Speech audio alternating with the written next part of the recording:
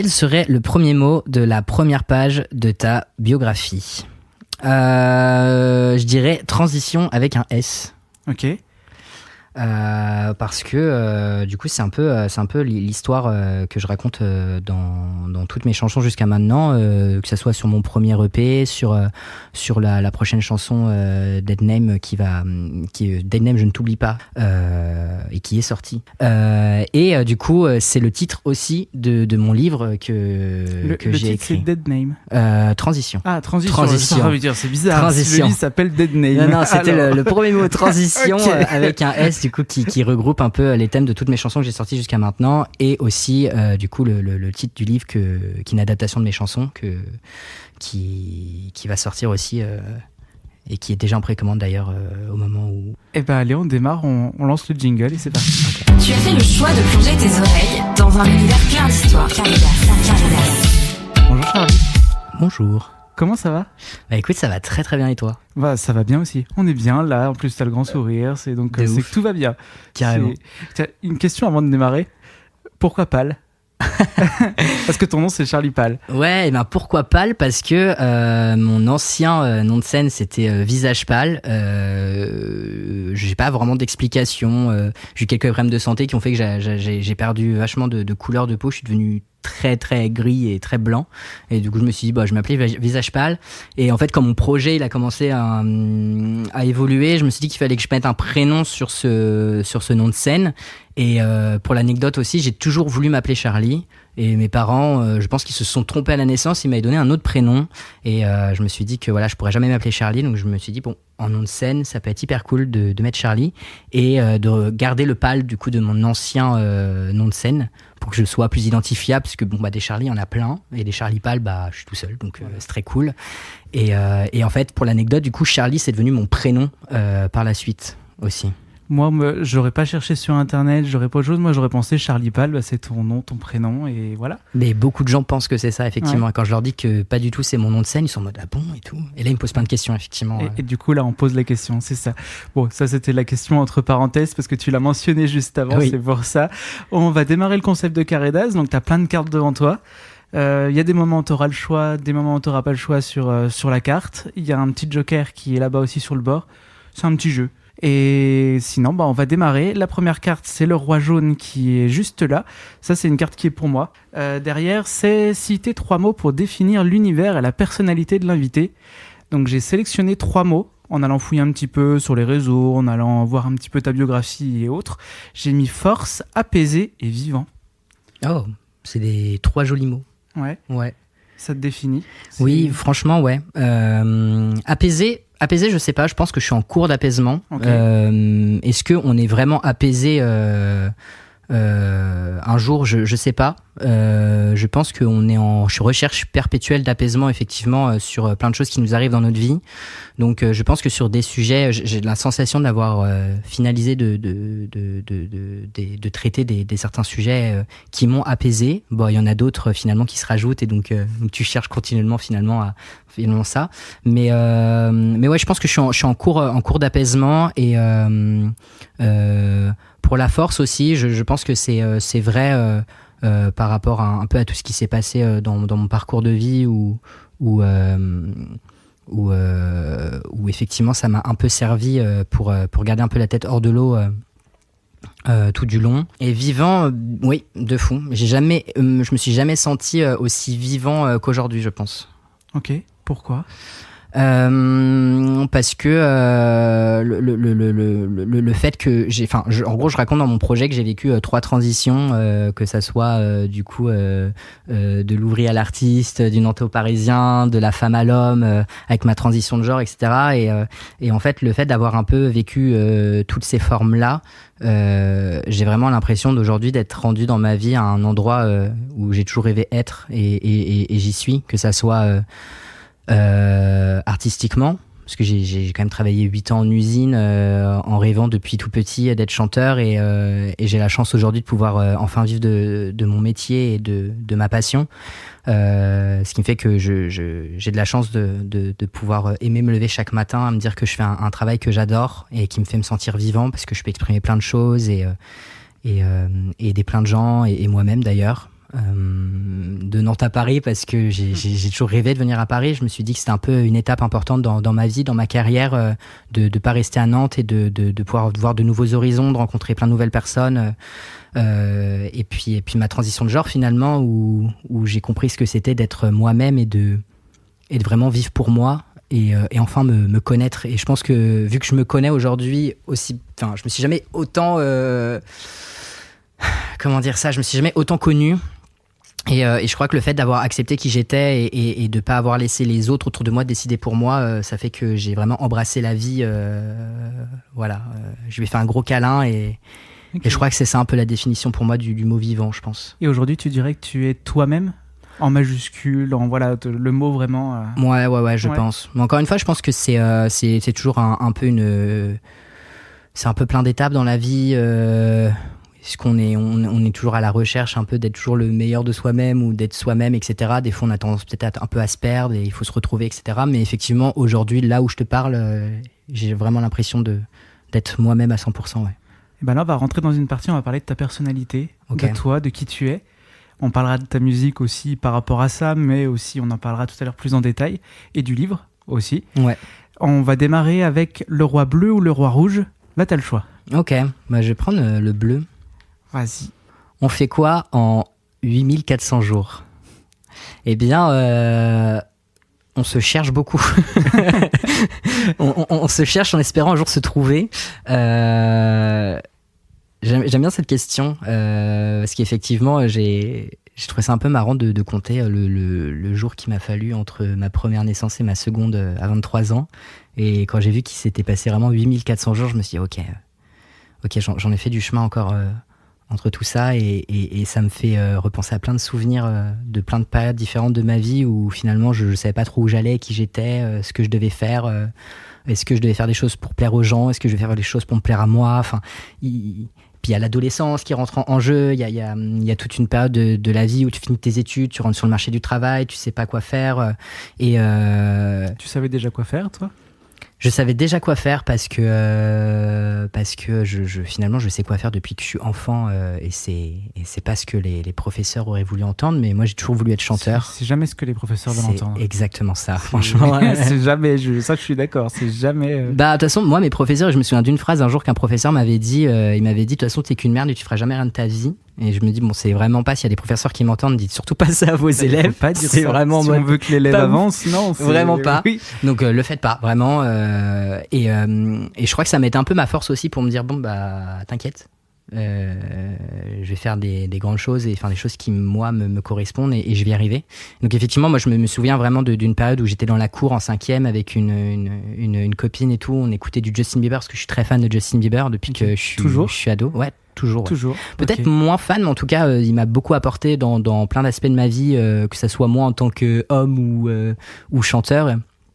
Et effectivement, moi, je me souviens de ce moment-là où je lui ai dit, bah écoute, moi aussi, je vais être chanteur, quoi. C'était quoi qui te plaisait chez Justin Bieber ? Ou qui te plaît toujours, voilà, c'est quoi ? Pourquoi lui ? Pourquoi lui ? Bah, déjà parce qu'à l'époque, je sais pas quel âge il avait quand moi je l'écoutais, parce que j'étais en 5e, donc je crois qu'il a 2-3 ans de plus que moi, un truc comme ça. Je crois pas qu'on est si éloigné en termes d'âge. Et moi, quand il a commencé, il était très jeune. Bah, c'est ça. Et moi qui avais ce rêve un peu d'être chanteur, bah, j'étais en mode, oh là là, il est hyper jeune, il a presque mon âge, et lui, il vit de sa passion et tout. Et donc, c'était un peu en mode, j'étais aussi fan de ça. Je pense du fait que c'était un jeune un peu comme moi qui vivait un peu une carrière artistique que je rêvais d'avoir plus tard. Il s'est beaucoup cherché lui aussi. Il s'est beaucoup cherché, et puis bah ça n'a pas été simple parce que bah le fait d'être une star aussi jeune et tout, d'être médiatisé, c'est pas facile. Donc, finalement, je l'envie pas là-dessus. Et puis puis j'écoutais ses chansons, elles étaient hyper cool.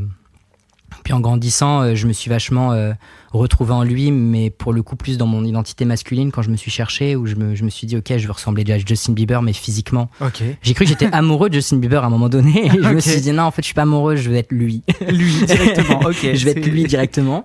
Le clonage n'existe pas. Exactement.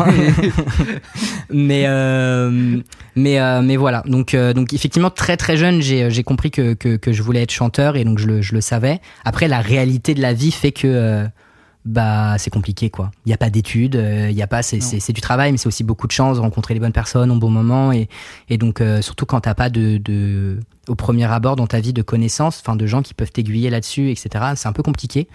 Donc j'avais jamais abandonné l'idée de pouvoir vivre de ce métier, mais j'étais quand même dans une réalité de faut manger, faut payer un appart. Faut vivre quoi. Faut vivre. Enfin, faut survivre ça. Plus. Oui. Un peu quand ça te... Surtout que t'es à Paris. Voilà. Il y a peut-être ça aussi. Bah moi j'étais à Nantes quand j'étais en usine encore. Ouais. Ok. Ouais. Oui, ça on en parlera tout à l'heure. Je l'ai noté un petit peu le mot usine que j'ai vu passer plusieurs fois quand même. Ouais, bah c'est une grande partie de ma vie. Hein. Ouais, c'est quand même beaucoup de choses. C'est quand même beaucoup. Et sinon, comment tu te définirais ta personnalité? Moi je dirais persévérant. Je dirais un peu drôle quand même. Je suis un peu drôle. Enfin voilà. Un peu drôle et ouais persévérant. C'est hyper dur de se décrire en vrai. Drôle parce que tu caches une timidité. Tu caches. Je sais pas. Je pense que c'est. Je sais pas si je suis drôle. Je suis pas forcément drôle quand je vais être drôle, mais je suis un peu drôle malgré moi. Je suis pas quelqu'un qui a beaucoup de tact et tout, et j'ai un peu tendance à un peu parler plus vite que. Enfin, un peu sans trop réfléchir et donc ça m'amène un peu dans des situations un peu cocasses dans toute ma vie. Et c'était un peu des situations un peu ouais, cocasses et tout. Ouais. J'étais en mode oh là là. Quand j'étais en train d'écrire mon livre justement où je parle justement de ma vie et de moments importants où j'avais des souvenirs comme ça qui popaient et j'étais en mode oh là là, des fois j'étais en mode j'ai un peu un gringo quand même et donc moi ça m'a fait rire mais je pense que ouais, le mot je pense persévérant, la persévérance c'est ce qui me correspond le mieux je pense. Et si je te demande comment est ton enfant intérieur, parce que c'est peut-être un peu particulier, non? Ouais. Parce qu'aujourd'hui t'es une nouvelle personne, entre guillemets, comme tu dis, avec ta deuxième naissance. Je pense que mon enfant à l'intérieur, je pense que ça rejoint les mots que tu as dit tout à l'heure. Okay. Je pense apaisé. Apaisé ? Ouais. Je pense que je l'ai enfin écouté. Et l'enfant Charlie, il était comment ? L'enfant Charlie, il était assez joyeux. Ouais. Je pense que tout a un peu basculé à l'adolescence. Donc, si on parle vraiment que de l'enfance, je pense que ouais, j'ai pas beaucoup de souvenirs de mon enfance. Mais les souvenirs que j'en ai, c'est d'être assez joyeux parce que j'ai eu de la chance de vivre dans un contexte familial très très sain, avec des parents aimants, 2 sœurs incroyables, où ils nous ont jamais dicté ce qu'on devait faire. Ils nous ont toujours un peu supportés dans nos idées, soutenus, etc. J'ai pas été formaté, et ça j'en parle dans mon livre par exemple, où j'ai pas été formaté à jouer avec des jeux de filles, entre guillemets, porter des robes, etc. Ouais. Ouais. Donc en fait j'ai pu, moi, créer un peu mon identité, etc. Parce que j'ai eu l'espace de le faire. Et donc je pense que ouais, je pense que j'étais assez heureux. Parce que je me rendais pas compte aussi de plein de questions que je me suis posées un peu plus tard. Enfin, je me suis posé des questions, mais j'avais pas forcément les réponses et vu qu'en fait c'était dans une période où j'étais quand même assez libre de ce que je voulais faire et j'avais moins d'injonctions aussi sociales par rapport à l'adolescence où j'étais du coup assez ouais, un peu plus libre et donc j'ai l'impression ouais, d'être heureux à ce moment-là. Peut-être que c'est faux, j'en sais rien parce qu'après on se fabrique aussi des souvenirs aussi donc je sais pas, je dirais ça. Et on va parler un petit peu quand même de cette transition que tu parlais. Alors moi j'y connais pas beaucoup par rapport à ça, donc si mes questions sont peut-être pas... Aucun souci. Comment tout d'un coup, psychologiquement, ça se passe dans ta tête ? Comment tout d'un coup, tu vas te mettre à hésiter parce que tu dis que tu as une enfance où tu étais souriant, heureux, tu étais bien, et que c'est vers l'adolescence que... Ouais, parce qu'en fait, déjà j'ai fait un énorme déni. Okay. Les 3/4 de ma vie finalement où j'avais des certitudes, enfin je savais des choses en moi en tant qu'enfant, vu que j'avais pas forcément de représentation et que j'en parlais pas parce que j'avais pas de vidéo, pas de gens dans mon entourage qui vivaient ces mêmes questionnements, etc. J'ai toujours dit que je vivais un peu comme un garçon dans un corps de fille et ça m'allait très bien finalement parce que moi je me croyais moi et tout ça. Et puis après l'adolescence ça a été plus compliqué parce que il y a la puberté et il y a des attentes qui sont faites et tu te rends compte en fait que tu te conformes aussi à ce que les gens attendent de toi. T'es une fille, tu fais des choses de fille, t'es conditionné en fait, c'est ça. T'es conditionné et donc je me suis laissé finalement conditionner dans avec toutes les autres personnes autour de moi et ça a créé un profond mal-être que j'ai pas vraiment su détecter tout de suite. J'ai cherché plein de causes, ça m'a déclenché plein d'autres problèmes et en fait j'avais toujours un peu cette sensation intérieure que je me mentais un peu à moi-même, qu'il y avait un truc qui allait pas mais j'arrivais pas à savoir quoi. Et en fait plus je vieillissais, plus j'avais des questionnements sur mon genre qui popaient comme ça, où j'avais une ex-copine à l'époque, je lui ai dit tu m'aimerais encore si j'étais un gars, et je passais comme ça d'une question à une autre et je reprenais ma vie comme si de rien n'était, sans me poser la question, que j'avais des questions un peu bizarres, pourquoi je me posais ces questions-là, etc. Jusqu'à un matin où finalement ça a été un peu la goutte d'eau pour mon cerveau et en fait j'ai tout qui est revenu. Donc en fait ça arrivait, j'allais dire ça arrivait très rapidement, non, parce qu'il s'est passé quand même 23 ans où j'ai vécu comme un peu une imposture. Une imposture. Ouais, pour moi-même en tout cas, Okay. où je me suis dit j'ai quand même été un peu une imposture pendant 23 ans où j'étais pas vraiment honnête avec moi, mais parce qu'on m'a pas forcément laissé non plus l'espace de l'être. Et après d'un coup c'est venu et je me suis dit ok putain c'est ça quoi. Et ça a été un peu une libération à ce moment-là, quoi. Après, c'est un peu comme ton tatouage, le nouveau qui est là. Ouais. T'es humain, quoi. Exactement. C'est un peu ça. Ouais, ça c'était un peu une blague parce que j'ai croisé un jour un gars dans le métro qui m'a fait c'est toi le trans des réseaux. Je fais oh là là bonjour déjà. Bonjour, Non, voilà, je vais pas on va dire ça. déjà Je suis sorti, j'ai eu peur. Oui, J'ai eu peur, je me suis dit interaction voilà. bizarre et j'ai envie de dire non mais en fait je suis juste humain, t'inquiète. Et voilà, c'était un peu en mode je trouve que ça va un peu tout dire aussi. Voilà, je suis un humain comme plein de gens. Ouais, je suis juste moi, quoi, et c'est bien. Et tout ça, en fait, tout ce qu'on parlait à l'instant, par rapport à l'amour, c'était comment dans ta tête ? Parce que c'est quand même quelque chose, même quand on arrive à l'adolescence, même à l'âge adulte aussi, où c'est important. Ouais, en fait, c'est marrant parce que, bon, moi, l'amour chez moi, ça a toujours été un peu chaotique, même encore aujourd'hui.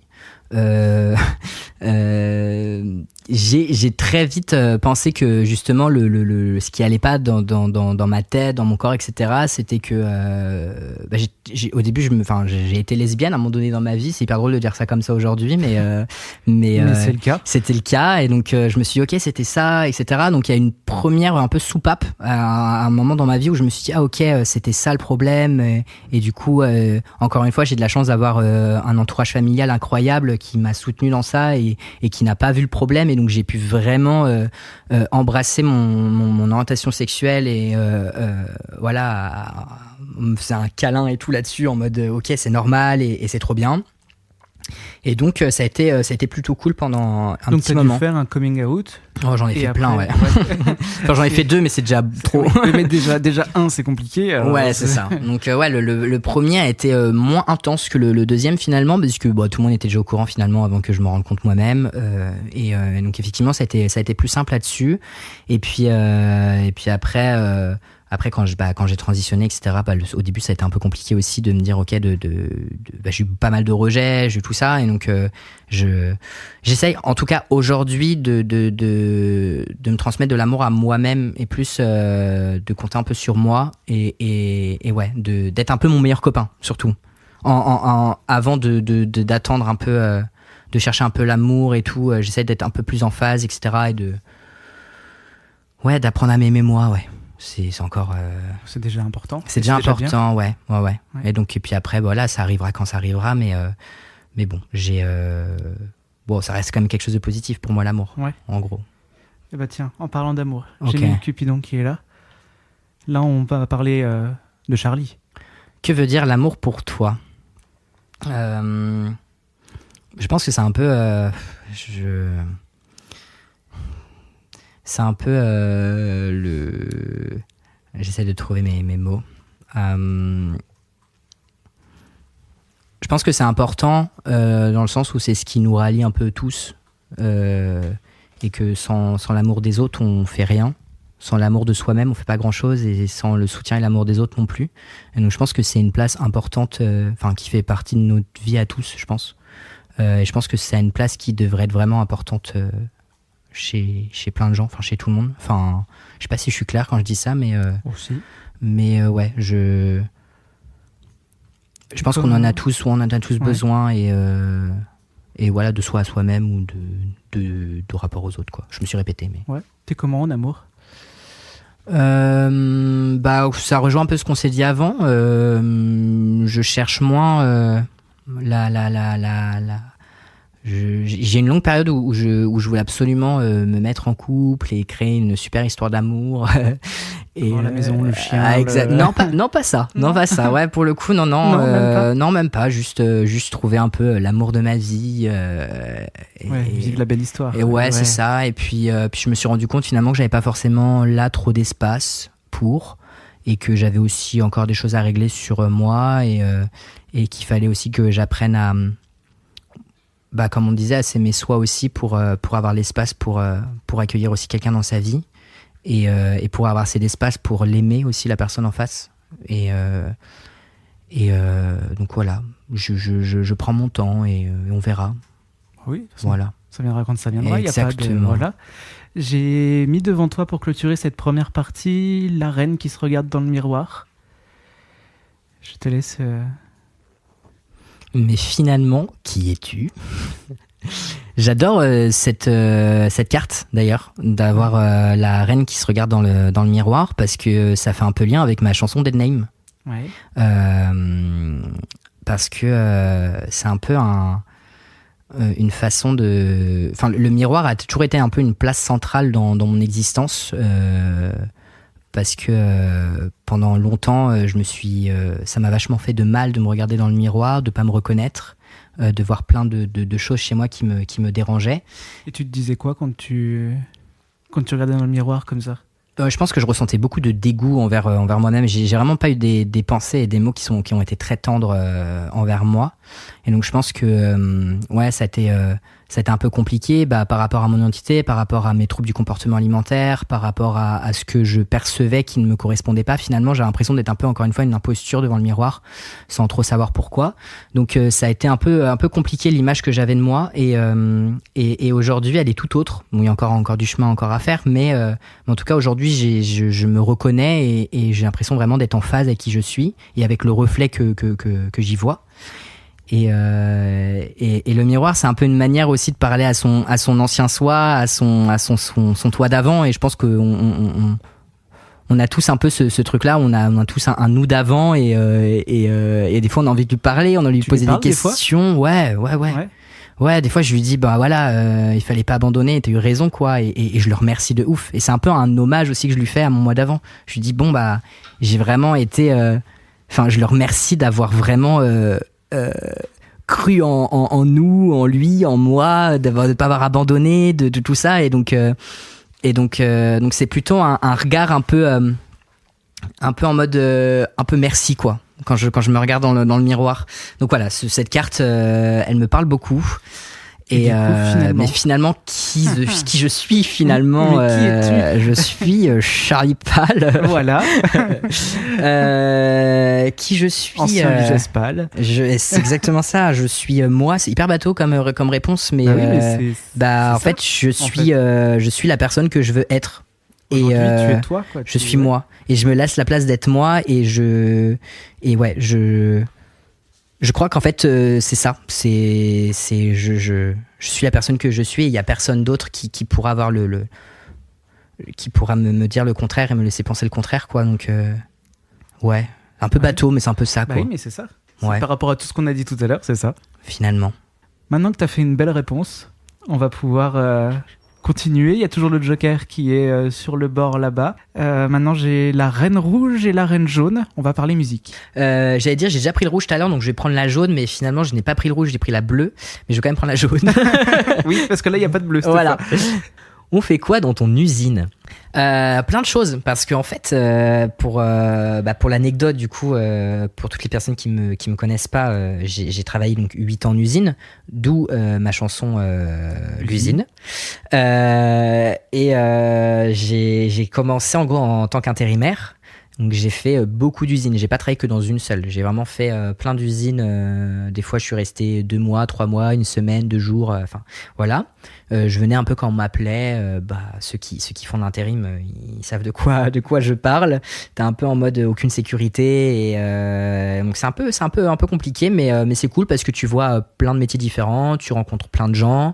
Ça permet aussi de t'adapter aussi très très vite. Moi, c'est ce que j'en retiens aussi de ces 8 années, c'est que maintenant, je suis quelqu'un qui m'adapte très très vite à un environnement que je connais pas, à des personnes que je connais pas, donc c'est très très bien. Et donc je suis passé par des usines de plastique, j'ai travaillé à Chronopost, à Decathlon, j'ai fait des usines de vin, des usines de toilettes, enfin j'ai fait toutes les choses, tout ça. Et la dernière usine du coup où j'ai travaillé avant d'arriver sur Paris, c'était une usine de métallurgie où je conditionnais des longues barres en métal qui faisaient 6 à 8 mètres de long. Et donc on travaillait en binôme, mais donc notre but c'était de prendre du coup des barres qui sortaient d'un grand four qui étaient du coup mis dans des civières. En gros, c'est vraiment des endroits où sont stockées les barres. On les faisait passer sur un tapis roulant et on les conditionnait. Okay. Voilà, et après c'était envoyé au client et donc tu faisais ça toute la journée à la chaîne, c'était toujours les mêmes gestes répétitifs, etc. Donc là moi j'y ai travaillé 2-3 ans il me semble, je sais plus combien de temps, et en tout cas après j'ai signé un CDI là-bas parce que ça me permettait de pouvoir avoir une sécurité de l'emploi et en même temps de pouvoir continuer à faire mon projet artistique parce que j'ai eu la chance d'avoir une RH incroyable qui s'appelle Nancy et qui est formidable, que je suis encore très très ami aujourd'hui avec elle, qui m'a permis de pouvoir un peu faire ma double vie. J'étais irréprochable. On les remercie ces gens-là en fait. Ouais, vraiment. En fait, c'est très rare finalement d'avoir des gens comme ça dans la vie et surtout aussi dans des milieux comme ça ouvriers où ce qui leur importe finalement c'est le rendement. Alors les 3/4 c'était un peu ça de mes patrons et tout ça, mais cette dernière usine, j'ai eu la chance de rencontrer ma directrice et ma RH qui ont été un énorme soutien pour moi dans mon projet artistique. Déjà parce que sans aucun tact à l'entretien, je leur ai dit bon, votre entreprise c'est pas ma priorité. Voilà, donc déjà j'étais en mode oh là là, pourquoi j'ai sorti ça, et finalement ça a fonctionné parce que je suis toujours parti du principe qu'il fallait que je sois honnête sur mes attentes, mes envies, et que sur les 3/4 ça a cassé à un moment donné parce qu'on me virait tout le temps parce qu'on était en mode tu fais du bon travail mais tu t'absentes toujours trop, et j'étais en mode ok, en vrai, je comprends. Et en même temps, je suis en mode, oui, mais moi, si je veux pas rester là, il faut que je m'absente pour pouvoir travailler à côté, pour développer mon projet artistique. Donc, c'était toujours un peu compliqué. Et cette dernière usine, elle a été cool parce qu'effectivement, je tombais vraiment sur 2 femmes incroyables et qui m'ont énormément soutenu là-dedans. Et donc voilà, donc bref, je suis un peu parti trop loin dans mon explication, mais ce qu'on fait dans l'usine, c'est un peu un travail à la chaîne, un peu ingrat, mais finalement qui est utile à beaucoup de gens. Et par rapport à la chanson, parce que là oui, on a parlé de ton histoire dans les usines. Ouais. Mais et mon usine. Ça a surtout un lien par rapport à la chanson. Oui, c'est ça. C'est un peu en mode. La chanson, tu voulais parler de ce parcours-là ? Ouais, je pense que c'est ça. Enfin, c'est sûr d'ailleurs. Ouais. C'était en mode, je voulais parler d'une période de ma vie qui a été hyper importante pour moi, comme je disais tout à l'heure, parce que ça fait partie d'une grande transition dans ma vie et j'ai voulu un peu mettre à l'honneur ce métier ouvrier. Sans mentir, genre sans idéaliser ce travail parce que c'est un métier qui est très difficile et en même temps c'est un métier qui est sous-valorisé, où les gens sont sous-valorisés, sont pas très bien payés et puis en fait ils sont c'est un peu un jugement quand les gens disent ouais, ils travaillent en usine ou je travaille en usine, c'est un peu un truc en mode t'as l'impression que leur vie ont moins de valeur finalement, ou vu qu'on porte beaucoup d'intérêt, on met beaucoup de valeur sur le métier des gens. Quand on dit qu'on est ouvrier direct, on a l'impression qu'on... Oui, il y a l'image de l'ouvrier en fait. Ouais, c'est ça. Je trouve qu'on a moins d'estime dans le regard des gens, etc. Et je voulais mettre un peu ce travail un peu à l'honneur et dire que voilà, c'est pas parce que tu travailles en usine que je sais pas, t'es moins intelligent, que tu vaux moins en fait que quelqu'un d'autre. Et puis rendre hommage à toutes les personnes que j'ai connues aussi. En fait, j'ai eu de la chance de rencontrer tellement de gens qui venaient de pays étrangers, etc. Des gens que j'aurais jamais rencontrés si j'avais pas travaillé en usine, et j'aurais jamais connu leur histoire. Ça a été hyper important aussi pour moi d'écouter beaucoup les gens parler de leur vie, de leur histoire, d'où ils venaient, de quel pays ils venaient, de la dureté aussi de leur quotidien, que ça soit dans leur pays d'origine ou maintenant qu'ils vivaient en France.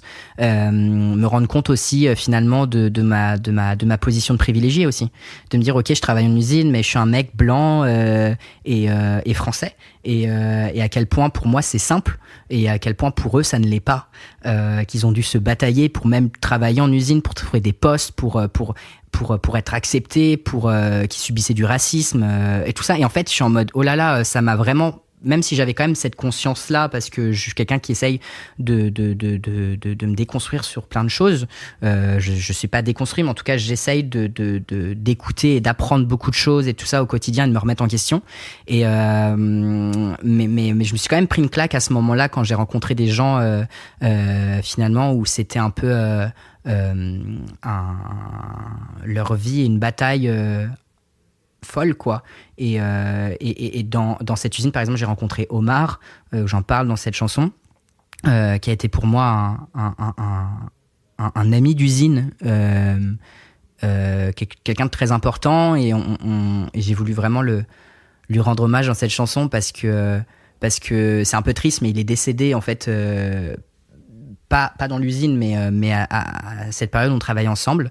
Et j'ai pas pu lui dire au revoir, et ça a été un ami d'usine en mode je me souviens encore où on se retrouvait chaque matin, on se faisait une accolade de mecs bien viril, j'aime bien le de mecs bien viril. Ouais, c'est ça, genre il m'en décollait la cage thoracique, je te jure, c'était mais il y en a des comme ça, des gens, ouais. Des fois tu te dis mais pourquoi ils font ça, ils t'écrasent limite, mais en même temps là c'était tellement bien parce qu'on sentait vraiment l'amour qu'il y avait entre nous deux sans se connaître finalement, parce qu'il venait d'Afghanistan, il parlait pas très bien français, et moi j'étais là pour le former parce que j'allais partir quelques temps après pour faire des opérations liées à ma transition, et donc j'avais un travail, c'était de le former pour le rendre autonome, etc. Et en fait on a vraiment vécu une histoire d'amitié folle sans se connaître, sans vraiment pouvoir se parler parce qu'on parlait pas la même langue, et en même temps on a développé tellement d'autres manières de communiquer, et en fait ça a été ma bouffée d'oxygène pendant un certain temps dans l'usine, dans cette usine, et ouais, donc cette chanson je voulais mettre un peu à l'honneur tout ça, et de me dire aussi finalement mettre à l'honneur aussi la manière dont j'ai réussi aussi à me sortir d'un milieu qui ne me correspondait pas aussi, sans lui cracher dessus, juste me dire si j'étais pas à ma place. Il y a des gens, ils aiment bien vivre là-bas, il y en a d'autres non, moi c'était pas ma place, j'ai pas eu le choix de travailler là-bas, et en même temps je remercie aussi, ça a été pour moi la plus grande des écoles de faire 8 ans finalement dans un taf que j'aimais pas. Et comment t'as vécu cette transition dans ce travail, dans cette usine? Parce que là, tu mentionnais que du coup, tu devais t'absenter pour des opérations liées à ta transition. Parce que le monde de l'usine, c'est peut-être pas le monde le plus ouvert non plus. Oh, ça a été un peu compliqué. Ça doit dépendre des usines aussi, je dis ça, mais ouais, c'est pas une généralité. C'est pas une généralité. Moi, j'ai eu énormément de chance. De toute façon, dans tout mon parcours, j'ai l'impression, même s'il a été un peu chaotique sur plein de points, j'ai quand même eu de la chance de toujours rencontrer des personnes qui étaient bienveillantes autour de moi, et je m'estime vraiment chanceux, où j'en suis sorti quand même sans encombre. Parce que j'ai eu des problèmes avec les boîtes d'intérim qui, au bout d'un moment, m'appelaient plus parce que la transphobie. Mais je suis tombé sur vraiment des entreprises qui m'ont très vite bien genré, même quand j'avais pas commencé les hormones, que j'avais pas du tout l'esthétique que j'ai aujourd'hui, le passing masculin que j'avais, et qui m'ont très très vite soutenu dans mon cheminement.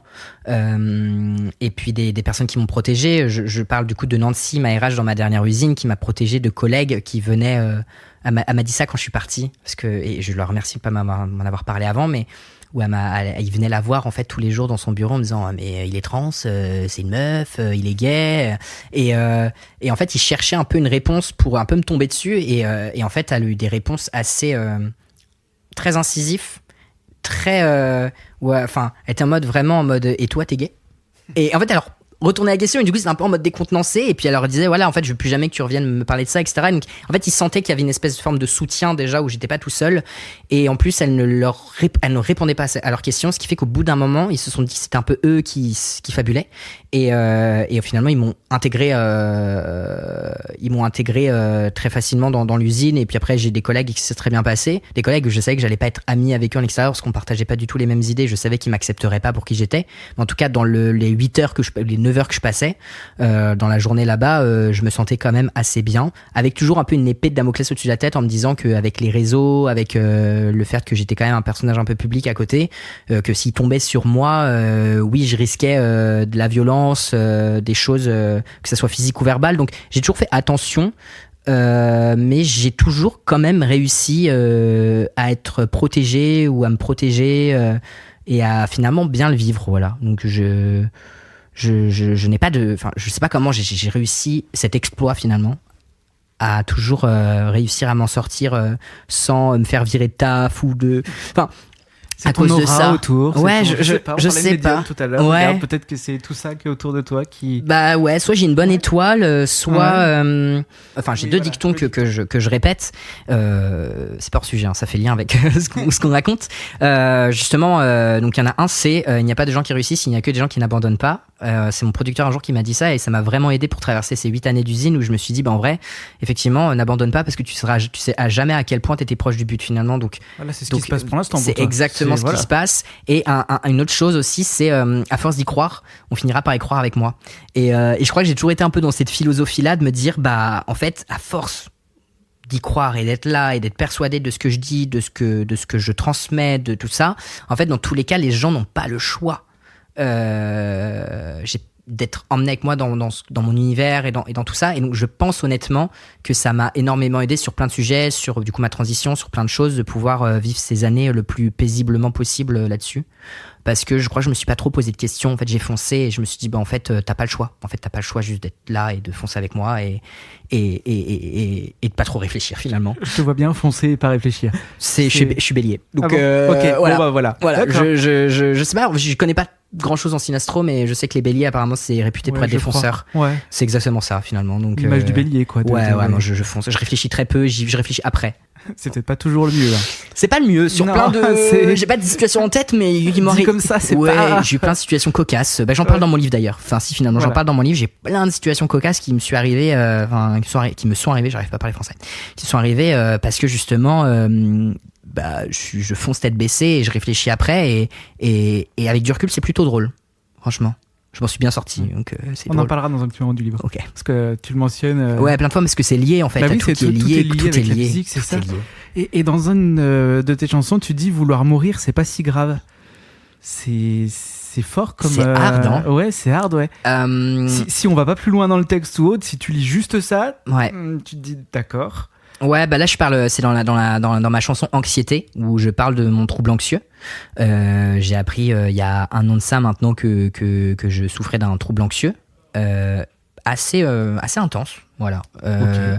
Je suis allé voir une neuropsy, pas que pour ça, mais c'était parce que je suis neuroatypique et j'ai été diagnosticé avec un TDA et aujourd'hui j'ai de la chance d'avoir vu un psychiatre où j'ai un médicament, une Il s'est passé plein de choses. En fait. Il se passe beaucoup trop de choses dans ma vie, c'est un peu chaotique, un peu chaotique. Bah en fait c'est que ça vient répondre juste à des questionnements et des manières en fait de fonctionner aussi. En fait je crois que c'est pas que en fait c'est que je découvre beaucoup de fonctionnements aujourd'hui chez moi et en fait j'arrive juste à mettre un mot sur ce que c'est. En fait je me dis juste ok, en fait j'étais pas si bizarre, j'étais pas juste nul à l'école, je suis pas juste impulsif parce que je suis impulsif, j'ai juste des choses en fait dans mon cerveau et dans des choses qui sont vraiment en fait aujourd'hui qui ont été détectées. C'est un peu ce qu'on fait beaucoup aujourd'hui. C'est à ça. Une époque en fait on vivait, on avançait et c'est tout. Maintenant aujourd'hui on cherche plus les choses. Effectivement. Et c'est pour ça genre petit aparté sur le TDA parce que j'en parle pas dans mes musiques et puis c'est un truc assez que je vis assez intimement finalement, j'en parle pas beaucoup mais ce truc par exemple ce TDA, bah du coup très longtemps je me suis dit oh là là TDA on en parle beaucoup, c'est un peu facile si je dis que j'ai un TDA et puis Puis après, en fait, je suis allé me faire diagnostiquer par une neuropsy, par un psychiatre, qui finalement ont confirmé que c'était bien ça. Et puis j'ai pu faire le recul sur ce qui s'est passé en fait depuis que je suis né finalement avec voilà. Et donc aujourd'hui, effectivement, donc j'ai un médicament qui s'appelle, un médicament pour le TDA et qui m'aide énormément au quotidien et donc qui confirme finalement que c'est aussi ce trouble. Et du coup, pour en revenir à l'anxiété, peut-être que tu couperas beaucoup de choses, mais oui, mais c'est intéressant quand même. C'est qu'en fait c'est lié parce que en fait c'est encore une fois tout est lié parce que l'anxiété qu'on m'a diagnostiquée en plus de ça, en fait c'est potentiellement aussi lié à mon TDA et donc en fait si j'ai découvert mon trouble anxieux, c'est parce que j'ai découvert mon TDA. Donc voilà, tout est lié. Tout est lié. Ça reste très intéressant. C'est ça. Et donc là, moi, ça m'a fait du bien. Parce que je me suis dit, ok, d'accord, ça veut dire que j'ai un trouble anxieux, que c'est une maladie et que ça se soigne. Et donc j'ai commencé les antidépresseurs, j'ai commencé à mettre des choses en place pour aller mieux, parce qu'il était hors de question que je prenne ça un peu comme une fatalité, de me dire bon c'est comme ça, j'ai un trouble anxieux, je vais mourir, c'est bon. Et c'est pas si grave. C'est pas si grave. Et donc ça m'a énormément aidé à faire ce travail-là, de me dire ok, qu'est-ce que je peux mettre en place pour soigner mon anxiété, une anxiété finalement que beaucoup de gens ont à différents degrés. Même si c'est pas un trouble anxieux, mais juste une anxiété, etc. Mais il y a beaucoup de gens qui vivent avec ça et que c'est hyper fatigant, hyper difficile au quotidien, les insomnies, il y a plein de choses en fait qui rentrent en compte, les stratégies d'évitement, plein de choses, surtout par exemple dans des milieux artistiques qui demandent beaucoup d'implication, où t'as des doutes en permanence. C'est un milieu qui est très compliqué et du coup quand t'as un trouble anxieux, etc., c'est pas facile de naviguer avec ça. Et donc, j'ai mis des choses en place pour aller mieux et j'ai décidé d'en faire une chanson parce que pour parler de ce que je ressens, ça a toujours été plus facile pour moi de le faire en chanson. Et je me suis dit que ça pourrait aussi aider peut-être d'autres gens qui n'arrivent pas à mettre des mots sur ça. Et donc, effectivement, je mets cette phrase dans cette chanson parce que c'est un peu, des fois, ce qui me traverse l'esprit quand je suis un peu au bout. Quand j'ai une énorme crise d'angoisse et quand j'ai l'impression que tout s'écroule et que j'arrive plus à voir en fait le beau autour de moi, parce qu'il y en a plein qui m'entourent de beau. Il y a plein de choses belles qui m'entourent et j'arrive plus à les voir. Il y a des moments où je suis en mode c'est horrible et tout ça. Et donc effectivement, il me traverse des fois l'idée de me dire en fait mourir c'est pas si grave, je crois. Je crois que c'est moins grave de mourir que de vivre ce que je vis. Tu as et déjà c'est plus pensé simple. Ouais, j'y ai déjà pensé, ouais. Je pense que ça serait mentir d'ailleurs de dire que j'y pense plus. Je pense que ça fait partie de mon quotidien et j'y pense encore beaucoup. Il y a des moments où j'ai été très... et trigger warning pour les gens qui écoutent... écoutez pas forcément la suite, mais tu pourras peut-être mettre un truc en mode ah non, ton podcast tu peux pas mettre revenez dans 3 minutes 50. Voilà, c'est la pub. Non, mais effectivement de dire que des fois j'étais pas si loin finalement de passer à l'acte, mais pas parce que je voulais mourir spécialement, mais c'était plus, j'en discute avec ma psy où c'est plus quelque chose de l'ordre du en fait t'as envie que la souffrance s'arrête, pas que la vie s'arrête, mais juste souffrir. Il faut que ça s'arrête. Et donc, effectivement, ouais, j'y pense beaucoup. Et d'ailleurs, j'ai compris que c'était pas normal de penser à ça. Moi, j'ai vu aussi en mode, tout le monde dit ça, tout le monde pense ça. Elle m'a dit, non, clairement pas. Vraiment pas. Non, Charlie. Non. Donc, je pense que c'est accepter ses névroses, accepter aussi ses pensées, accepter que des fois ça va pas et que des fois que t'es géré par l'anxiété, que des fois t'arrives à passer au-dessus et que des fois non et que c'est ok. Et donc, voilà. Donc, c'était un peu ce truc-là, cette phrase de, en fait, vouloir mourir, c'est pas si grave. Bien évidemment que si. Ça reste grave, mais c'est plus une espèce de pensée qui un peu qui arrive par intrusion comme ça et qui passe. Mais voilà, c'est plus synonyme, c'est plus un symptôme de quelque chose et je pense que beaucoup de gens peuvent se retrouver là-dedans. Voilà, j'étais un peu tunnel là-dessus, mais. Mais on peut le préciser aussi. Là, tout à l'heure, tu disais juste de couper, de mettre un petit message, mais on pourrait dire si vous avez ce genre de pensée. Vous pouvez en parler autour de vous, vous faire aider. C'est ça. Il y a toujours des solutions en fait. En fait, il y a des solutions. C'est vrai qu'il faut pas avoir peur d'aller voir des professionnels de santé qui peuvent aider en fait. C'est leur métier de trouver les bons mots, de trouver en fait les bons ingrédients, les solutions pour t'aider à aller mieux et qu'en fait c'est ce qui est un peu encore un peu démoralisant, je trouve, c'est pas forcément le bon terme, mais c'est se dire qu'aujourd'hui ça reste un sujet qui est encore tabou. La santé mentale, c'est encore un sujet où on a encore des années devant nous, je pense, avant que ça rentre dans les mœurs.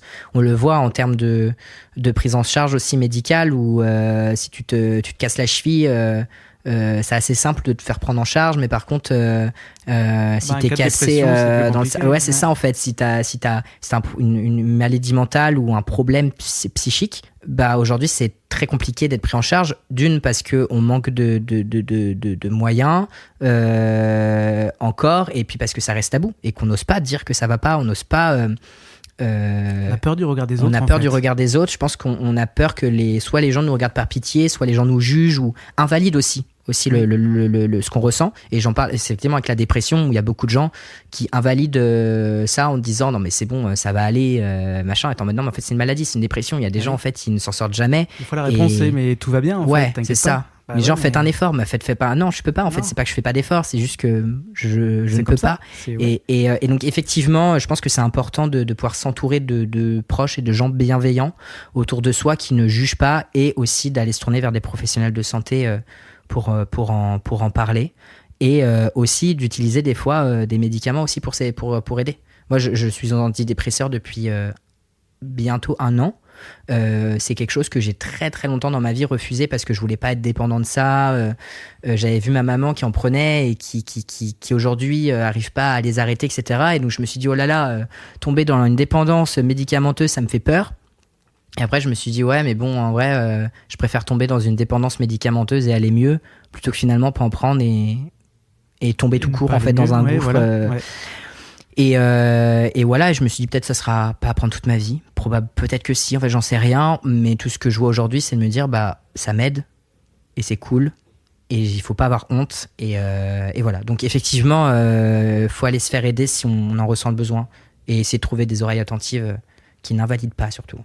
Et avec tes musiques, tout ce que tu fais, même les musiques, les réseaux sociaux, le livre qui va arriver, tu penses que ça aide des personnes ? Oui.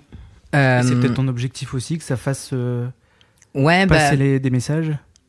Je pense que... Enfin, j'en suis sûr. Bah, peut-être que tu as eu des retours aussi. J'ai eu des retours, et il y en a un d'ailleurs qui m'a énormément touché. Mais effectivement, déjà, je pense que j'ai écrit les chansons... Peut-être j'ai commencé à écrire des chansons égoïstement pour m'aider moi. Et puis... et après, effectivement, j'ai commencé à écrire des chansons aussi en me disant que... ce que je vivais, j'étais forcément pas tout seul à le vivre, et c'est sûr. Et je me suis dit, bah en fait, j'ai la possibilité moi de pouvoir écrire des chansons, de pouvoir les diffuser à un grand nombre de personnes, et de réussir finalement à trouver les mots, ce que des gens ne peuvent pas faire, n'y arrivent pas. Et donc je pense effectivement à toutes ces personnes à qui ça fait du bien, et on le sait de toute façon, la musique...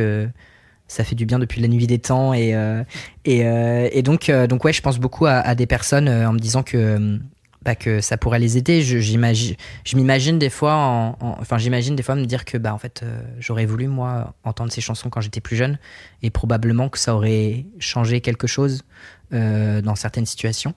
Et dernièrement par exemple avec la chanson Papa, j'ai eu une méga surprise, et je crois que ça a été le meilleur retour, enfin en tout cas le meilleur cadeau, j'ai l'impression pour l'instant je suis passé en fait aux grosses têtes à RTL, où Laurent Ruquier il a été incroyable, il m'a invité à venir chanter du coup ma chanson Monstrueux qui parle des troubles du comportement alimentaire, et après il a passé du coup plein d'extraits de tout mon EP, dont dans mon EP il y a une chanson qui s'appelle Papa, et je parle à mon papa, et je lui dis un peu tout ce que j'ai pas pu lui dire, mes ressentis, lui dire que j'étais fier de lui, mais que je lui en ai voulu, que je l'aime, mais que je lui en ai voulu du fait qu'il m'a pas accepté tout de suite en tant que son fils, et qui m'a un peu effacé. Finalement, j'ai l'impression d'être un peu un fantôme, parce que il me nommait plus. Enfin, ça a été une période assez compliquée, et aujourd'hui ça va mieux. Et il lui a fallu du chemin, mais il a réussi à faire son chemin de son côté. Mais j'avais quand même besoin de lui écrire cette chanson pour lui dire voilà ce que moi je pense. Oui, une histoire d'évacuer. Ouais, et puis lui dire que je l'aime aussi. Enfin, c'était important pour moi d'écrire une chanson pas culpabilisante, mais... C'est un peu bizarre ce que tu dis, parce que du coup c'est une chanson pour lui dire que il y avait...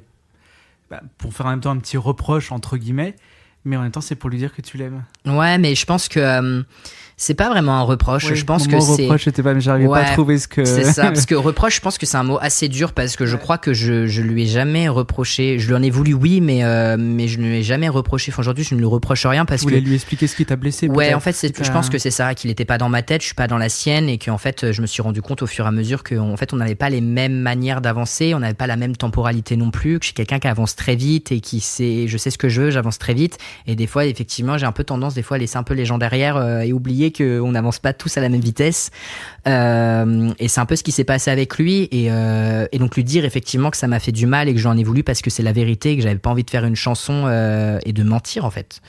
Mais la chanson en elle-même, c'est aussi lui dire que je l'aime de toutes mes forces et que je suis fier de lui, que j'aurais aimé qu'il me dise aussi qu'il était fier de moi, et en fait j'ai compris aussi qu'il n'arrivera jamais à le verbaliser, mais qu'il me le montre de différentes manières et qu'on a plein de langages d'amour différents, et qu'aujourd'hui je le comprends, et ouais, j'avais besoin de lui écrire cette chanson.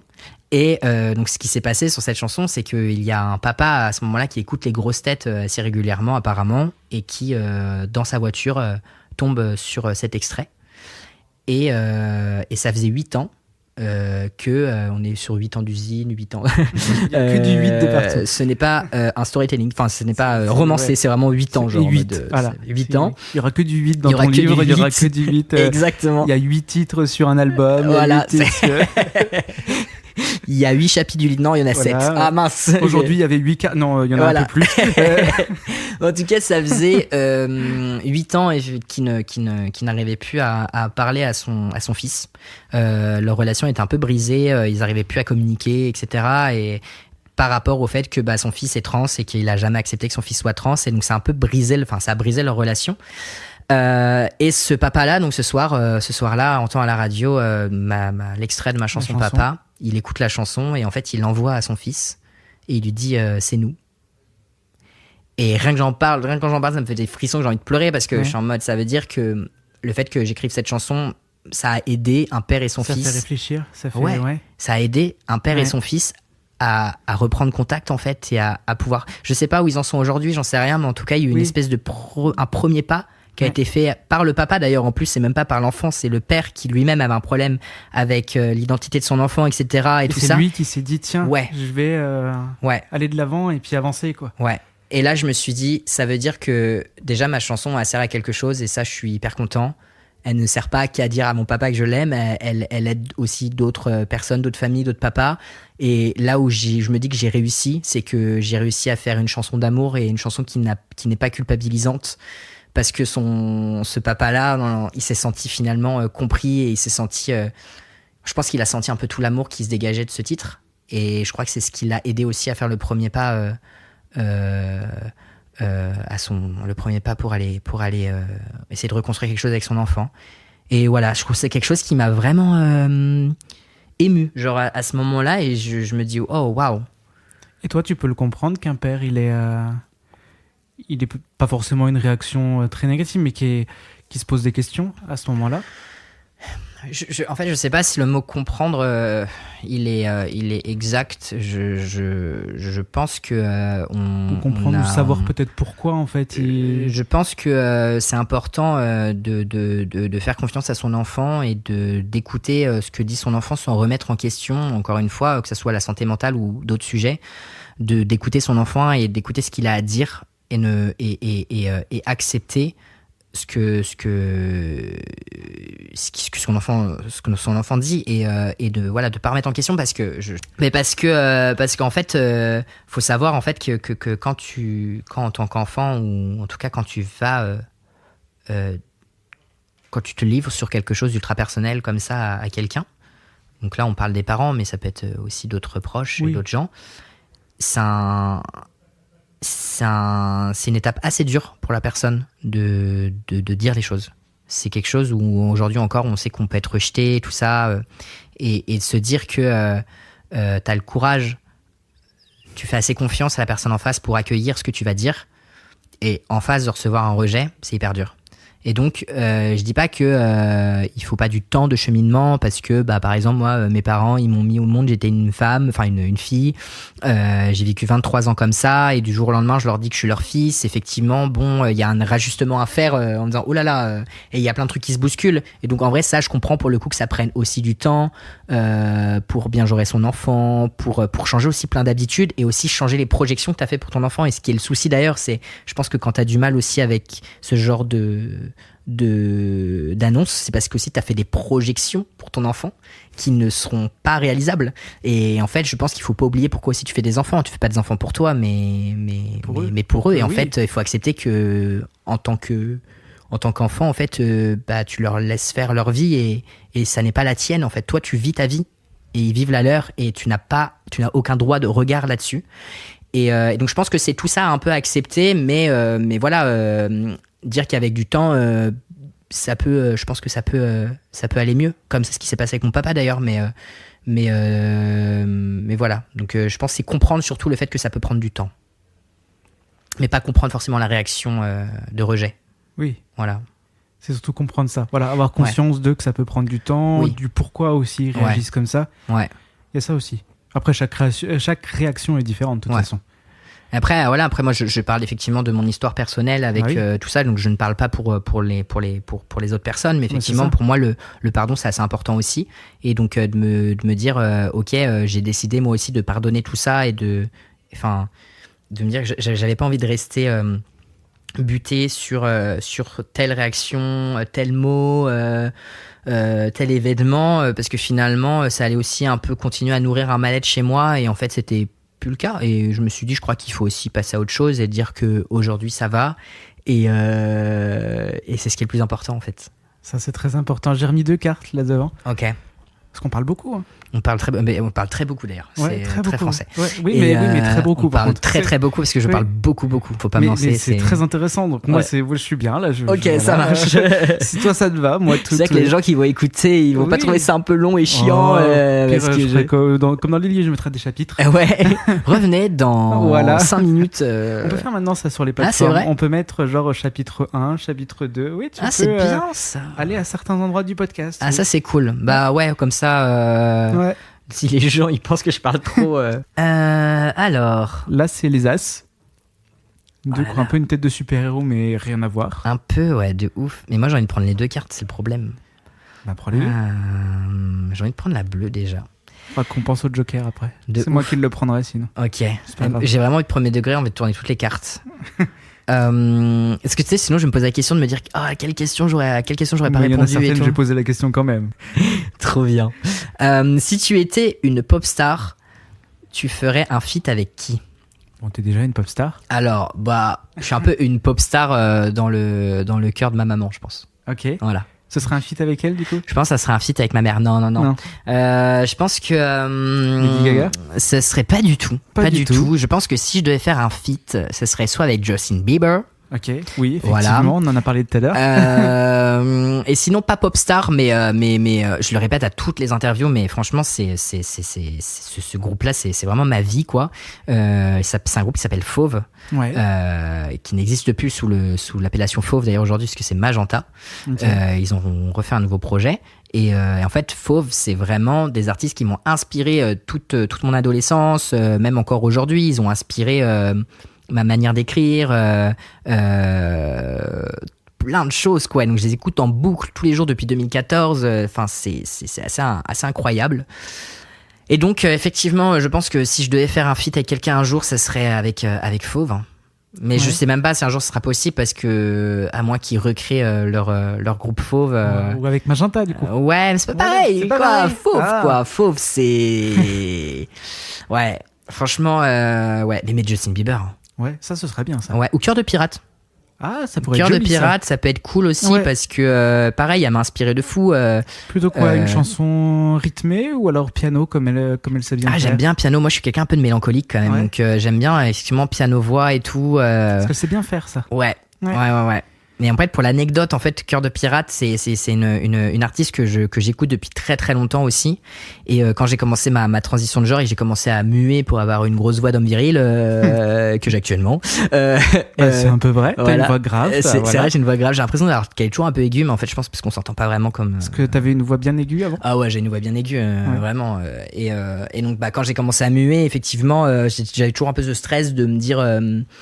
Merde, est-ce que je vais pas perdre ma voix et tout. Après, je me suis dit, bon, tu vas juste travailler et ça va le faire. Et parce que j'avais aussi une bonne capacité vocale, et mes cordes vocales étaient assez bien musclées et tout, vu que je chantais depuis très longtemps, donc ça l'a fait. Et donc pour m'entraîner, en gros, tous les jours, je chantais du coup une chanson, je chantais toujours la même, et c'était Crier tout bas de Cœur de Pirate. Et ça faisait comment ? Tu veux que je chante là ? Si la terre est sombre, et si la pluie te noie, raconte-moi qu'on puisse trembler ensemble. Et si le jour ne vient pas dans la nuit des perdus, raconte-moi qu'on puisse crier tout bas, crier tout bas. Voilà. Super beau. Voilà. Merci beaucoup. C'était pas prévu, mais. C'était pas prévu. On part Moi, sur je un balance concert. ça comme ça. J'aurais dû rajouter une carte. De ouf. C'était le Joker. Non, c'est pas vrai. C'est le Joker. Voilà. Et ouais, c'était incroyable. Et du coup, j'ai pu la rencontrer un jour et on en a discuté, etc. Et ça m'a fait. Enfin, c'était incroyable. Et donc, effectivement, je pense que si je vais faire un feat, en premier lieu, ce serait avec des artistes qui m'ont inspiré ou des artistes que j'ai rencontrés, en tout cas qui avaient un lien avec la personne que je suis devenue, enfin l'artiste que je suis devenue, finalement, malgré eux, qui m'ont aidé à être la personne que je suis en tant qu'artiste aujourd'hui. Donc, ça serait fort. Et tiens, si on parle d'artistes, là, on est dans un bureau où il y en a partout. Ah, il y en a beaucoup. Hein. Ouais, il y a des photos partout. Je vois, il y a du Gims, il y a Cobalt, qui était Ouais. venu dans Carré d'As. On a Orlan, Christophe Mali. Il y a toi. Ouais. Voilà. Tu pourrais en choisir un sur tous ceux qui sont là ? Choisir un, c'est compliqué parce que ils ont tous un talent incroyable et ils ont tous des projets fous. En fait, ce qui est marrant, c'est qu'on a tous des projets ultra différents.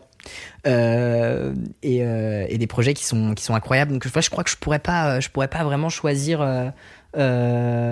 Mais si je pense une artiste où je suis le plus proche peut-être, c'est Orlan, enfin en tout cas du label qu'on a croisé tout à l'heure et qui sera bientôt dans Carré d'As, effectivement. C'est une artiste du coup qui est incroyable aussi, où j'en suis le plus proche, et j'ai de la chance parce qu'elle m'invite à faire sa première partie le 17 décembre au Ferrailleur à Nantes, donc la ville d'où je viens, parce que voilà, elle m'a invité à faire 2 dates.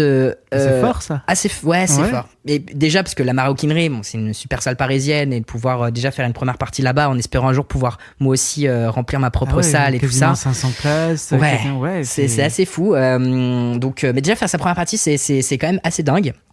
Et t'appréhendes ces dates-là ? Un peu parce que c'est surtout que j'ai envie que ça soit parfait. Je sais pas si ça pourra être parfait. Je sais pas si quelque chose est vraiment parfait un jour, mais en tout cas. J'ai envie que les gens aussi puissent découvrir mon projet et qu'ils trouvent ça vraiment chouette, et qu'ils aient envie aussi derrière d'écouter mes chansons et de potentiellement un jour peut-être aussi me voir moi aussi sur scène, et parce que c'est un peu par là que tu passes quand tu fais des premières parties aussi. C'est aussi pour essayer de trouver aussi un public qui pourrait te correspondre et qui pourrait te suivre aussi dans ta propre aventure, et puis voilà, bien chanter, bien transmettre les émotions que je veux transmettre, et puis parce que pour moi la scène c'est un espace qui est pour moi hyper important dans un projet artistique. Enfin, en tout cas c'est un peu au cœur de mon projet aussi, où j'ai énormément de plaisir à venir chanter sur scène. Je suis terrifié avant de monter, mais je pense comme beaucoup d'artistes, où je me demande ce que je fous ici, pourquoi je suis pas devant une série Netflix, mais sinon une fois que j'y suis, je me dis ok, j'ai jamais été aussi bien à vie. Je crois qu'en fait je suis plus à l'aise devant 2000 personnes ou 500 personnes que finalement que tout seul chez toi. Ouais, ou juste parler par exemple, parler à quelqu'un comme ça de manière intimiste, même si je masque énormément et qu'on peut avoir souvent l'impression que je suis très à l'aise, finalement mais je le suis pas vraiment. En fait, je pense que c'est aussi un truc que j'ai appris à masquer, et parce que c'est aussi lié avec l'anxiété sociale, avec plein de choses, et donc je me suis rendu compte que le moment où j'étais le mieux dans mes baskets, et c'était quand je chantais et que j'étais sur scène. Et donc c'est quelque chose que j'appréhende, et en même temps j'ai très très hâte. Je crois que j'ai plus hâte que j'appréhende finalement, quand même. Voilà. Il va nous rester à parler de Dead Name et puis du livre qui arrive, mais avant on va quand même prendre le Joker. Je peux tirer cette carte aussi? Oui, vas-y. Super. Si je te donne rendez-vous à l'aéroport, on va où? ou en blablacar, ou en train, ou en voilà. De ouf, ouais. Pour être un peu plus écolo. Pour être un peu plus écolo, je sais pas. Je suis pas quelqu'un qui a beaucoup voyagé dans ma vie. Je crois que j'aimerais bien aller où? Je crois que j'aimerais je peux donner plusieurs endroits ou pas? Oui. Ok, parce que je crois que je respecte pas trop les règles du jeu. Mais c'est pas grave. Moi, ça me va quand même. Ok. Déjà, j'aimerais aller au Canada. Ok. Pourquoi? Le sirop d'érable. Le sirop d'érable, les caribous, les Ouais, forêts, voilà, les le lacs. froid, Mais ouais, parce que je suis quelqu'un qui aime plus le froid que le chaud. Je supporte plus le froid que la chaleur. C'est la bonne période. Donc, c'est un peu la bonne période. Surtout à Paris aussi. Voilà. Non, ouais, c'est un pays qui m'a toujours un peu attiré. J'ai toujours trouvé ça assez joli. Je sais pas pourquoi, je fantasme un peu ce pays comme. Pourquoi ne pas y aller? Je crois que j'ai pas trop eu l'occasion de le faire encore, mais je crois que ça arrivera un jour. Je crois que ça ira. Je crois que c'est pas le moment, et parce que j'ai plein de choses qui arrivent aussi avec mon projet et tout ça, et que j'ai pas j'ai pas assez d'heures dans mes journées, dans mes semaines déjà pour faire plein d'autres choses. Donc je pense que c'est pas le moment, mais je pense que ça arrivera. Mais c'est vraiment un endroit qui m'attire. J'ai l'impression que c'est un peu un endroit. Quand tu y es, j'ai l'impression que le monde s'arrête. Mais je pense que c'est un peu un fantasme, un peu con parce que j'y suis pas allé. Mais puis voir les forêts, les lacs et tout. Enfin, c'est les paysages et tout. Je suis quelqu'un qui adore beaucoup, qui aime beaucoup aller faire de la randonnée en montagne et tout. Et je sais que là-bas il y aurait des paysages de fou, et pas que là-bas, il y a plein de coins en France aussi où c'est pareil, mais voilà, je sais pas, c'est un endroit qui m'attire beaucoup. Donc le Canada. Et le deuxième, ça serait à Amsterdam, où je suis jamais allé non plus, et donc là j'irai pas en avion, mais j'irai surtout en train. Train de nuit peut-être. Train de nuit, voilà. Ça existe. Et j'irai avec ma petite sœur aussi. Je pense qu'avec ma petite sœur on est très très proches. On est très fusionnels, et on s'est toujours dit qu'un jour on partirait, je pense quelques jours, une semaine à Amsterdam tous les deux, juste pour profiter et se retrouver aussi à part de notre monde qui va à 1000 à l'heure, juste faire une pause un peu dans nos vies et se retrouver à deux et loin de chez nous, quoi. Et donc on s'est toujours dit d'aller à Amsterdam, d'aller voir aussi la maison d'Anne Frank, il y a plein de choses à faire là-bas, et aussi le banc de Nos étoiles contraires. Voilà, je sais pas si. Oui. Je suis très fan de ce film. J'adore, et du livre aussi. T'aimes pleurer, quoi. Mais je suis mélancolique. En fait, j'adore les musiques tristes, j'adore les films tristes. C'est un peu ma passion. J'adore les films d'horreur et les films tristes. C'est vraiment en mode. Okay. Moi, rigoler, être heureux, non. Non, les comédies, Pourquoi non. faire si je peux être triste? Ah voilà. Et mourir, c'est pas si grave. Donc voilà. Mais c'est pas si grave. C'est pas si grave. Non. Mais du coup, effectivement, il y a le banc de Nos étoiles contraires, donc j'ai envie d'y aller. Et je sais pas, graver quelque chose. J'en sais rien. Graver quelque chose dessus. Genre en mode mettre mon blaze, en mode. Je sais pas. J'en sais rien. Autocollant. Exactement. C'est moi. Streamer mes sons. Voilà. Petit QR code. Voilà. Sachez. Donc je pense que ce serait un peu les deux endroits qui me viennent en tête là. Ok. Voilà. Très bien. Et le Joker. Ah, j'allais le dire, mais du coup. Monstrueux. C'est un petit jeu. Je vais te donner 3 affirmations. Tu vas me dire si c'est monstrueux ou pas. Ok, ça c'est marche. Par rapport, pas forcément par rapport à ta chanson, mais si, oui, monstrueux, c'est la chanson surtout. T'es monstrueux. Voilà. Écoute, pas ces gens, un pas en avant, t'es monstrueux. On aura eu encore un petit peu de chanson. Est-ce que c'est monstrueux quand je dis fais un effort? Je trouve ça monstrueux dans le mauvais sens du terme pour le coup. Est-ce que c'est monstrueux parce que c'est un mot fort, mais en tout cas, si on est dans le thème monstrueux, oui, parce que je trouve ça un peu malsain de dire à quelqu'un de faire un effort sur quelque chose qui ne te concerne pas. Aussi parce que on n'a pas tous les mêmes degrés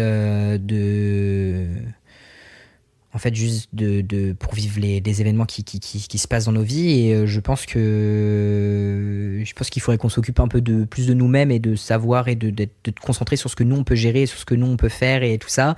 Et après, avant d'aller voir les autres, et d'ailleurs, je crois que n'importe quel moment, c'est pas ok finalement d'aller dire ça à quelqu'un. Donc je pense que dire faire un effort à quelqu'un, non, c'est pas ouf. Oh. Dire que tu comprends la personne, que tu la soutiens et que t'es là et que tu peux écouter et que t'es une épaule pas loin, ça c'est ok. Et ça, Bon. c'est monstrueux, mais dans le bon sens. Dans le bon sens. Et si je te dis, tu devrais perdre du poids et pourquoi pas faire du sport? Ah bah ça, c'est pareil. Je crois que c'est encore plus monstrueux que... Ah, ça, c'est affreux, ça. Ça, c'est affreux. Oui. C'est affreux. Ben ouais, mais parce que... Heureusement que t'as cette réponse alors. Ouais. Non, mais Sinon, ouais. j'aurais dit c'est bizarre là. Ouais, c'est bizarre. Pourquoi t'as écrit cette chanson finalement sur l'amour de soi et Ouais, l'acceptation? voilà. Parce que je suis hypocrite. Non, je déconne. T'as juste envie d'écrire, mais Voilà. c'est tout quoi. Non. Le reste, j'y crois pas. Non, je pense qu'en fait, quelle idée en fait de porter un jugement sur le corps des autres. Pourquoi faire en fait? Enfin, Ah oui. encore une fois, genre ça ne nous appartient pas et en fait tu ne connais pas la vie des gens et en fait t'es qui pour porter un jugement sur le corps de la personne? En fait, que ce soit pas forcément par rapport à son poids, mais par rapport à plein d'autres caractéristiques physiques ou je ne sais quoi. En fait, juste t'es qui en fait? Et puis il y a un peu une phrase un peu qui dit que qu'en fait il faut que quand tu veux dire quelque chose à quelqu'un, je crois que je sais plus c'est correct ce que je veux dire, mais un truc en mode si la personne elle peut pas changer dans les 3 minutes, en fait juste tu dis rien parce qu'en fait elle peut pas le changer. Donc en fait tu dire à quelqu'un je sais pas, t'as un bout de salade entre les dents, là tu le dis parce que elle peut l'enlever. Et ça peut être changé là, mais par exemple une personne qui est grosse et dire ah putain t'as pris du poids ou je sais quoi, bah t'es en mode bah bien sûr, elle a pas vu que la personne, enfin tu vois ce que je veux dire, et t'es en mode ah non on savait pas qu'elle était grosse et du coup t'es un peu en mode en mode elle l'a exactement plus, quoi. Et puis en fait ça se trouve elle a juste pas de problème avec son poids et ça se trouve oui en fait tu sais pas ce qui se passe dans la vie des gens, dans la tête des gens. On n'est pas médecin, on n'est pas en fait juste au coup, enfin juste faut s'occuper de son cul et dire non mais c'est vrai en mode voilà, je pense qu'on a plein de choses aussi nous-mêmes à penser pour nous-mêmes et à faire des travails sur nous-mêmes. On a plein de choses ça. Et donc, je pense que c'est malvenu de faire une réflexion sur quelqu'un finalement, mais pas que sur le poids. Hein, c'est lié. Ouais. Enfin, ça peut être dit pour tout en fait finalement. Et la troisième et dernière affirmation, cauchemar 7 jours sur 7. Bah tout est monstrueux. Ouais, c'est monstrueux un cauchemar. Hein. Putain, c'est monstrueux un cauchemar. Ouais. Moi, j'en fais pratiquement toutes les nuits, je crois. Toutes les nuits. Ouais. Je Tourmenté à ce point-là. Ouais. Vraiment. Genre, Ouais. je tourne. En fait, je sais pas. Il n'y a pas de rêve la nuit. À chaque fois, c'est du cauchemar. Ouais, tout tourne un peu en mode en termes cauchemar. Après, il y a des cauchemars plus intenses que les autres, mais j'ai l'impression que tout ce que je vis dans mes journées, déjà j'ai un traitement assez rapide. Enfin, tout ce que je vais vivre là, je vais le rêver. C'est sûr, je vais avoir des rêves la nuit qui vont parler de ça. Et en tout cas, je m'en souviens. Et tout devient dramatique. Il y a pas un endroit où c'est cool quoi, c'est vraiment en mode même un truc que j'ai vécu positivement dans ma journée, la nuit je vais le rêver de manière très dramatique et très négative, en mode très flippant. Enfin, il se passe des trucs des fois dans mes rêves, je suis en mode oh là là, on va se calmer quoi, On va se détendre. on va se détendre et tout. Et donc je sais pas pourquoi mon cerveau réagit comme ça. Est-ce que c'est parce que du coup j'ai de l'anxiété, donc forcément ça me ramène à des trucs un peu négatifs et tout, que c'est un peu mon cerveau qui digère un peu ce truc là. Est-ce que c'est parce que je suis quelqu'un de dramatique? C'est possible. Et du coup dramatique, intense, je ne sais quoi. Est-ce que parce que effectivement, est-ce que j'ai des peurs qui font que du coup ça se retranscrit dans mes rêves et tout. Du coup, je pense que c'est monstrueux, mais pas dans le bon sens. Mais par contre, je peux rajouter que ce qui est monstrueux dans le bon sens, parce que tu m'as donné que des exemples négatifs. Et donc, un truc positif, c'est le fait d'être soi. C'est monstrueusement bien. Monstrueusement bien. Ouais. Juste voilà, d'être soi et de. En fait, on est tous monstrueusement bien. Enfin, genre, d'être Charlie et d'être bien. Ouais, mais même toi, en fait, d'être toi et d'être bien, t'es monstrueusement bien. Et, merci, et dans tout ce que tu fais dans ta vie, finalement, tu vois, genre se dire que, en fait, on est monstrueux aussi dans le bon sens du terme et voilà. Genre, faut vraiment tous s'aimer là. Genre, c'est hyper bateau en mode faisez-vous plein de bisous, plein de câlins avec consentement. Et voilà. tout ça. Soyez tous malades et puis voilà. Et voilà, ayez tous le Covid. Voilà, c'est ça. On passe à la dernière carte que je t'ai mis juste là. Ils sont tous réunis dessus. Ils sont tous là. Mais grave, mais c'est trop bien. Je peux en garder une après ou pas? Oui. Ah bah oui, avec plaisir si tu veux. Je peux toutes les garder? Non, tout si tu veux. C'est vrai? Ah bah oui. Incroyable. Tu peux. Mais parce qu'elles sont vraiment incroyables, mais je vais toutes les garder. Peux-tu faire un bilan de toi du passé et que tu dirais... Non, et que dirais... Et que dirais-tu au toi du futur? Je suis un peu cyclique aussi. Attends, peux-tu faire un bilan de toi du passé et que dirais-tu au toi du futur? Alors dans le futur, il y a un livre, déjà. Ouais, alors si on commence par le futur, parce Voilà. que restons. Parce qu'on en a pas beaucoup parlé de et ça. qu'on n'a pas parlé beaucoup du livre, effectivement. Et Enfin, c'est vrai que j'ai c'est donné juste- un peu des. C'est juste que je voyais le timing qui avançait. C'est Je me ça. suis dit le livre Le encore, livre. le single. Ouais. J'en ai un peu parlé du livre tout au long Oui. du podcast, mais c'est vrai que pour en parler plus précisément, au-delà d'être chanteur, je me suis découvert un peu une âme d'écrivain. Et de lecteur aussi. Et du de coup. lecteur aussi. Voilà. Donc j'ai eu un peu cette merveilleuse idée d'écrire un livre autobiographique, mais en adaptant, que ça soit une adaptation de mes chansons, pour toujours rester dans le terme, dans le thème de tout ce que j'ai sorti jusqu'à présent et tout ça. Et donc en gros, le livre, il va comporter 7 chapitres et au début de chaque chapitre, c'est du coup le titre d'une chanson, enfin avec les paroles de la chanson, que du coup les personnes pourront écouter avec un QR code et pour pouvoir voici, ce écouter QR code. le voici ce QR code. Et du coup, ça, ils pourront soit me découvrir ou réécouter la chanson, tout ça. Et une fois qu'ils auront écouté la chanson, ils pourront, dans un sens ou l'autre, ça marche, mais ils pourront lire du coup le chapitre qui lui est dédié. J'ai voulu écrire un livre comme ça parce que je trouve qu'en 3 minutes, on n'a pas le temps de vraiment développer correctement un sujet. Donc il y a un chapitre sur papa du coup. Il y a un chapitre sur papa, il y a un chapitre sur monstrueux, sur anxiété, il y a un chapitre sur l'usine aussi. Il y a d'autres chapitres aussi du coup sur des chansons qui sortiront, qui ne sont pas encore sorties, et dont un dernier aussi sera un peu une surprise au moment où tout ça va sortir. Voilà, ce sera une surprise. Ça sera une surprise et voilà, donc ça me permet un peu de développer un peu des passages de ma vie, des choses que j'ai pas pu mettre en chanson et des choses aussi qui peuvent finalement toucher aussi plein de gens parce que finalement mon vécu c'est un peu aussi le vôtre, le vécu de plein d'autres personnes et donc j'ai trouvé ça cool de faire un livre un peu interactif qui soit un livre et en même temps que tu puisses écouter mes chansons et voilà, ça m'a permis moi de traiter le sujet un peu dans son ensemble, de pouvoir de créer une œuvre sur papier qui reste, pouvoir me permettre de faire découvrir mon projet aussi de différentes manières à différentes personnes. Et c'est un livre qui est important, c'est un livre qui parle d'une quête de soi, d'acceptation. Il est drôle, il est émouvant, il est joyeux. En fait, tu passes un peu par toutes les émotions et quand tu le lis, j'ai aussi une manière d'écrire qui fait que je pense que quand les personnes vont lire ce livre, ils auront l'impression d'être vraiment une petite souris et d'être un peu dans cette vie-là aussi, et d'être dans ce témoignage et avoir l'impression d'avoir vécu tout ça. Et donc c'est un peu un livre immersif aussi, pour plein de raisons différentes. Il va falloir que je mette à lire alors. Exactement, Ouais, vraiment, ouais. oui, c'est. Oui. Mais en plus, je pense qu'il sera assez facile à lire parce que ma manière dont j'écris aussi, elle est très frontale et mon écriture est assez accessible. Donc ouais, je pense que puis les chapitres, je pense qu'ils se lisent assez vite aussi. Enfin, je dis je pense parce que bon, moi je les ai relus, mais je pense que ça peut être un livre qui peut aider énormément de personnes et voilà, ça parle d'une quête de soi et donc je parle de choses qui sont négatives mais aussi positives et je pense que c'est ce qu'il faut en ressortir de ça. Donc les précommandes sont déjà disponibles au moment où le podcast y sort.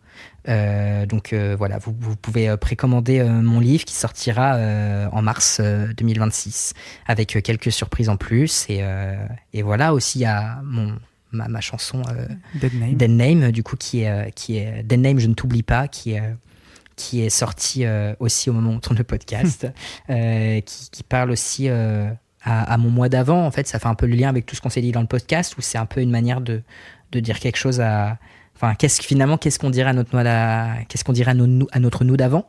Voilà, c'est un peu une histoire d'amour, un peu un hommage à la personne qu'on était et à la personne qu'on veut être. Et voilà, c'est une chanson qui est assez importante et j'espère que beaucoup de gens pourront se reconnaître dans ce titre et qui fait lien aussi avec tout mon premier EP qui est sorti et qui s'appelle 8400 jours.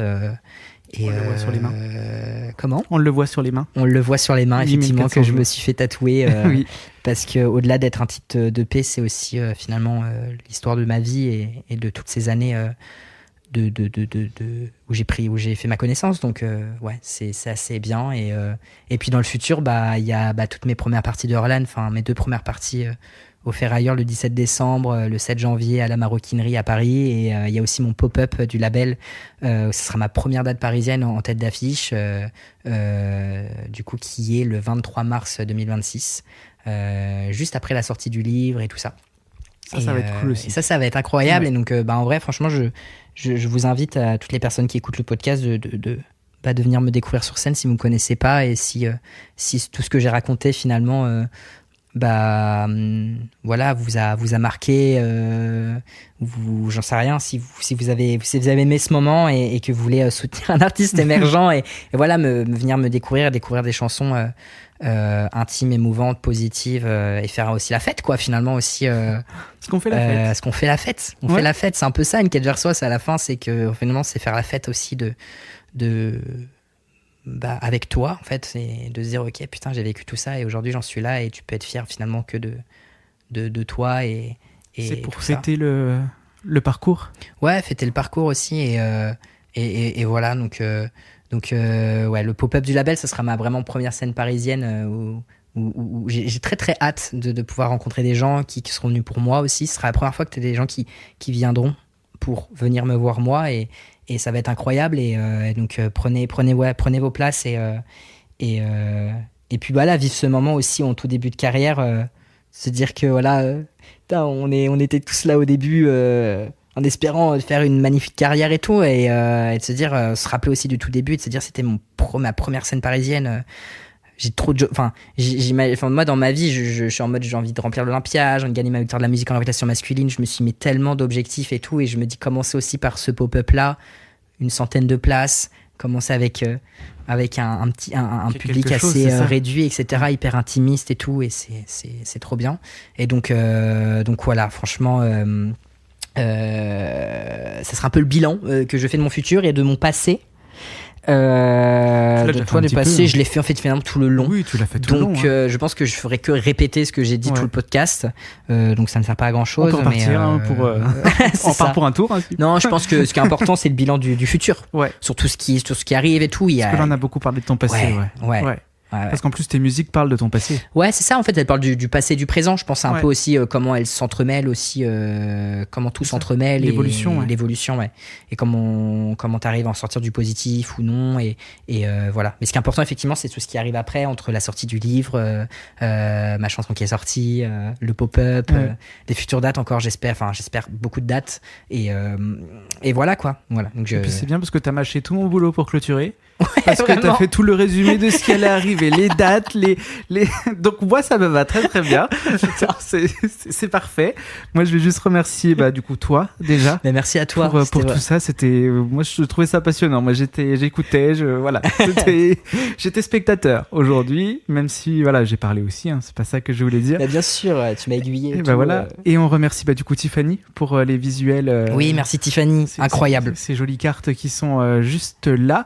Et cet épisode est à retrouver sur toutes les plateformes de streaming. Merci. Bah ouais, merci à toi et merci à toutes les personnes qui vont écouter.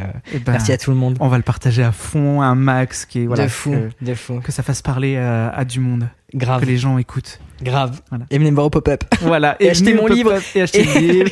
Et venez aux premières parties d'Orlan. Et écoutez la nouvelle chanson de Name. Vous avez beaucoup de travail. Et allez le suivre sur les réseaux sociaux. Voilà, parce c'est ça. Il est drôle aussi. Vous inquiétez pas. Allez. Ciao. Ciao.